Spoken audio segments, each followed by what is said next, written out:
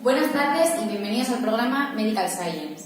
En la sesión de hoy abordaremos la epidemiología del cáncer de pulmón con la visita de 4 oncólogos especializados en las patologías pulmonares que son Sheila Carrasco, Aitor Cobo, David de los Bueis y Sofía Mañandrés. Les damos la bienvenida. Buenas tardes, Sheila Carrasco, y bienvenida al programa Medical Science. Lo primero de todo, nos gustaría que nos hicieses una introducción hacia qué es el cáncer de pulmón y hablarnos un poco de la patología. Así que te damos la bienvenida. Bueno, este trabajo está dirigido a todos los públicos, entonces realizaremos una introducción sencilla en la que hablaremos de los pulmones como los órganos del aparato respiratorio encargados de realizar la función respiratoria a través de las vías respiratorias. Por otro lado, el cáncer es el nombre que se da a un conjunto de enfermedades en las que las células del cuerpo empiezan a dividirse sin detenerse y son diseminadas a otros tejidos. El cáncer de pulmón, por lo tanto, se da cuando hay un crecimiento masivo de las células del tejido pulmonar. Si no se diagnostica a tiempo, puede producir metástasis. En la siguiente imagen podemos ver las principales causas, destacando entre ellas el consumo de tabaco. Aunque existen pacientes asintomáticos, según la Sociedad Española de Oncología Médica, estos son los principales síntomas. ¿Cuándo se realiza el diagnóstico de cáncer de pulmón? La mayoría de los diagnósticos se producen cuando el tumor crece y empieza a interferir con otros órganos y estructuras cercanas a los pulmones. Debido a que los síntomas del cáncer de pulmón a menudo no se manifiestan hasta que la enfermedad está avanzada, únicamente el 15% de los casos se detectan en sus etapas iniciales. Para el diagnóstico se realizará en primer lugar una prueba confirmatoria de biopsia pulmonar y en segundo lugar pruebas adicionales como las que aparecen a continuación. Para elegir el tratamiento dependerá de la etapa y de la extensión del cáncer, del tamaño del tumor o del tipo de cáncer de pulmón. Las principales opciones son la cirugía, radioterapia, quimioterapia, y la inmunoterapia está adquiriendo mayor importancia en estos días.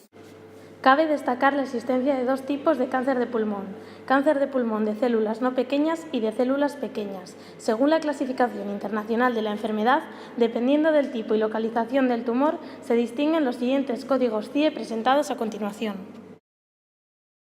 El objetivo del estudio realizado por los expertos hoy aquí presentes es describir y analizar la epidemiología del cáncer de pulmón en el País Vasco. En cuanto a la metodología, estos son los documentos que hemos consultado y las fechas en las cuales lo hemos hecho. A continuación, se presentan el glosario de términos necesarios para la realización de este trabajo. Bueno, una vez introducida la patología del cáncer de pulmón, procederemos a la interpretación y el análisis de los resultados con los expertos Aitor Cobo y Sofía Mañandrés. Bueno, pues a continuación vamos a hablar de la incidencia en la comunidad autónoma del País Vasco. En esta tabla, con datos referentes a los años 2002 a 2006, podemos ver que se produjeron 6.028 casos de cáncer, con una tasa bruta de 64 casos por cada 100.000 habitantes por año, y una tasa ajustada a la población europea de 46,6 casos por cada 100.000 habitantes por año. Si separamos estos casos según el género, masculino o femenino, veremos que hay muchos más casos en hombres que en mujeres. Siendo así que la tasa bruta y la ajustada a la población europea también son mucho mayores en hombres que en mujeres. Además, podemos ver que también aquí se aporta la tasa ajustada pero a la población mundial, que entonces vemos cómo disminuyen las dos. Así, podemos calcular que nos da una razón entre hombres y mujeres de 5,7. A continuación, podemos ver la evolución del cáncer de pulmón en la comunidad autónoma del País Vasco a lo largo de los años, separado en géneros masculino y femenino. Podemos ver cómo de 1986 a 1994, en el caso de los hombres, la incidencia subió un 1,31 puntos. Sin embargo, a partir de ese año, la tendencia se mantuvo estable e incluso decreció un poco. En el caso de las mujeres, no. De 1986 a 2006, la tendencia fue muy alcista, subiendo 5,51 puntos en todos esos años, reduciéndose la razón entre hombres y mujeres. Vale, según la incidencia según el tramo de edad. Aquí es curioso ver que en el tramo de edad de los 0 a los 30 años prácticamente no se da ningún caso de cáncer de pulmón, por lo que el porcentaje total sobre los cánceres de la población de la comunidad autónoma del País Vasco, el cáncer de pulmón, es ínfimo. Sin embargo, si ya nos vamos al periodo de tiempo de los 30 a los 49 años, vemos como en el caso de los hombres, con un 14,9% de los casos, se ocupa el primer lugar en el ranking de localización de tumores. En el caso de las mujeres es el segundo, ya que desgraciadamente el caso del cáncer de mama en las mujeres pues es demasiado habitual. En el tramo de edad de los 50 a los 69 años, el porcentaje de hombres con cáncer de pulmón sube ligeramente, mientras que el de las mujeres ya va decreciendo. Y aquí es cuando se empieza a vislumbrar ya más la diferencia que existe entre hombres y mujeres. Finalmente ya podemos ver como a partir de los 70 años sí que es verdad que el número de casos de cáncer de pulmón y su importancia con respecto a la localización de todos los tumores ya va bajando y van ganando importancia pues otros tipos de tumores. Muy bien, esta es más o menos la situación que tenemos en Euskadi. Ya si la queremos comparar con España, pues va a ser bastante similar. Buenas tardes, soy la experta Sofía Bani Andrés y a continuación me gustaría interpretar y analizar los resultados de los estudios realizados para analizar la mortalidad de esta patología, es decir, del cáncer de pulmón. En primer lugar, analizaré la mortalidad en el País Vasco, centrándome primero por género y después por intervalos de edad, y después procederé a una comparación entre el País Vasco y España. Entonces, durante el periodo 2004-2008 se registraron 27.263 defunciones a nivel general, es decir, por tumores malignos. De ese total de defunciones, se estima que aproximadamente 1 de cada 5 fue debida a este tumor, lo que se supone que serían unas 5.452 muertes debidas a este cáncer de pulmón. Bien, empezaremos analizando la mortalidad en cuanto al género. En los hombres, la tasa bruta durante este periodo 2004-2008 fue de 84,8, pero la estandarizada, que es la que nos resulta más interesante para esta comparación, es de 64,1, lo que indicaría que de 100.000 hombres, 64,1 mueren por un cáncer de pulmón. En cambio, en el caso de las mujeres, la tasa bruta fue de 15,2 y la tasa estandarizada de 10,8. En segundo lugar, también resulta interesante comparar la mortalidad en cuanto a los intervalos de edad. Primero, entre el intervalo de edad de los 0 a los 14 años, tanto en hombres como en mujeres, la tasa bruta y el porcentaje de muertes por esta enfermedad es nulo. En segundo lugar, entre los 15 y los 29 años, en las mujeres este cáncer sigue sin aparecer, es decir, que hay un total de 0 muertes provocadas por cáncer de pulmón. Sin embargo, los hombres ya empieza a ser una de las causas, aunque todavía hay pocas muertes provocadas por este cáncer de pulmón. Sería una tasa estandarizada de solamente 0,2. Más adelante, entre los 30 y los 49 años, en los hombres el cáncer de pulmón pasa a ser la primera causa de muerte, con una tasa estandarizada de 16, mientras que en las mujeres también aumenta el número de muertes y pasa a una tasa estandarizada de 9,0 porque el cáncer de mama siempre se mantiene por encima de este cáncer de pulmón en las mujeres. Durante el periodo de los 50 a los 69 años, la situación se mantiene de la misma forma. Es decir, en los hombres sigue siendo el cáncer que provoca el mayor número de muertes y, en cambio, en las mujeres este puesto lo ocupa el cáncer de mama. Por último, entre los 70 o más años, mientras que en los hombres se mantiene como la primera causa de muerte y la tasa estandarizada ya sería de 361, en las mujeres se produce una disminución enorme, es decir, baja y pasa a ser la sexta causa de muerte, con una tasa estandarizada solamente de 36,4. A continuación, me gustaría realizar una comparación de la mortalidad que hemos analizado hasta ahora, que sería la referente al País Vasco, con la mortalidad en España. En España, en el año 2012, el cáncer de pulmón supuso un 20,55 del total de muertes por cánceres. Si distinguimos en España lo que serían hombres y mujeres en este mismo periodo de 2012, en los hombres tendría una tasa estandarizada de 60,47, con un total de muertes de aproximadamente 17.000, y en cambio en las mujeres sería solo una tasa estandarizada de 11,57, o sea, lo que disminuye bastante respecto a los hombres, y el número de muertes sería solo de 3.800. Aquí, a modo de resumen, se os presenta una tabla con la comparación de la mortalidad entre la Comunidad Autónoma del País Vasco y España. A continuación tenemos con nosotros al experto David de los Boix, que será el que se encargará de realizar la discusión de este trabajo y a partir de ella intentará sacar alguna serie de conclusiones acerca del cáncer de pulmón. Teniendo en cuenta las fuentes de los datos mencionadas ya en el apartado de metodología, cabe destacar la fiabilidad de los mismos. A pesar de la fiabilidad de los datos, existen ciertos inconvenientes a la hora de analizar las comparaciones mencionadas debido a que no todos los datos utilizados referencian los mismos espacios de tiempo, como podemos observar en esta diapositiva.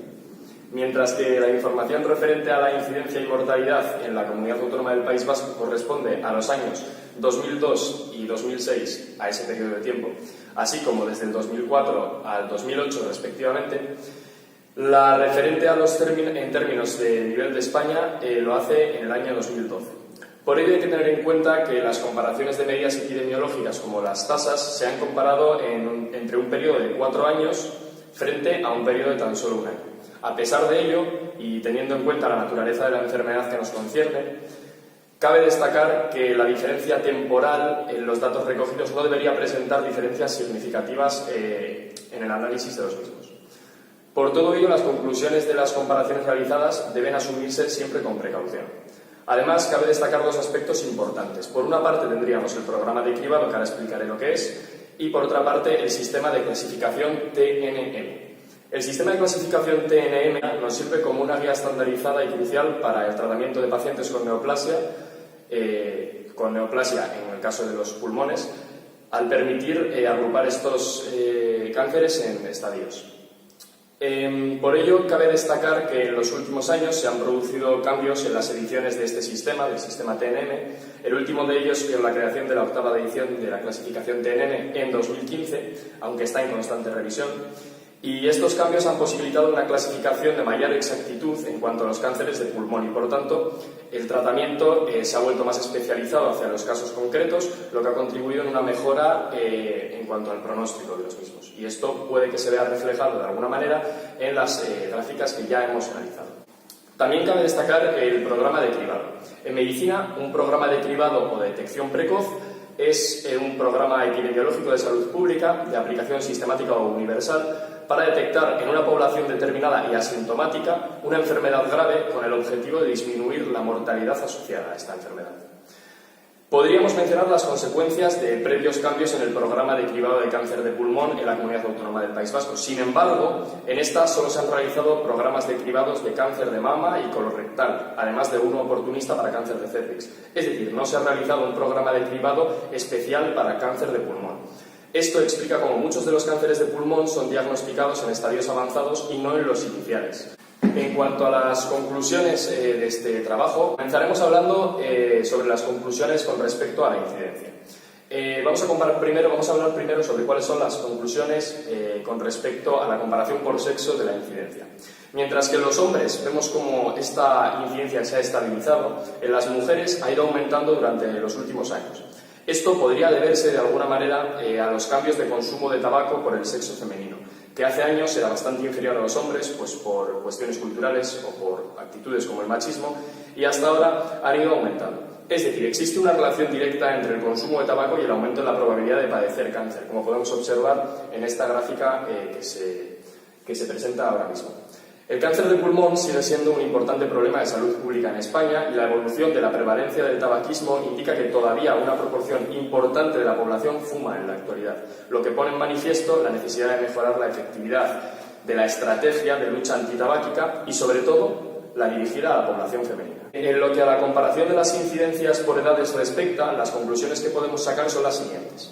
En edades tempranas, como ya se ha mencionado, la enfermedad es prácticamente inexistente.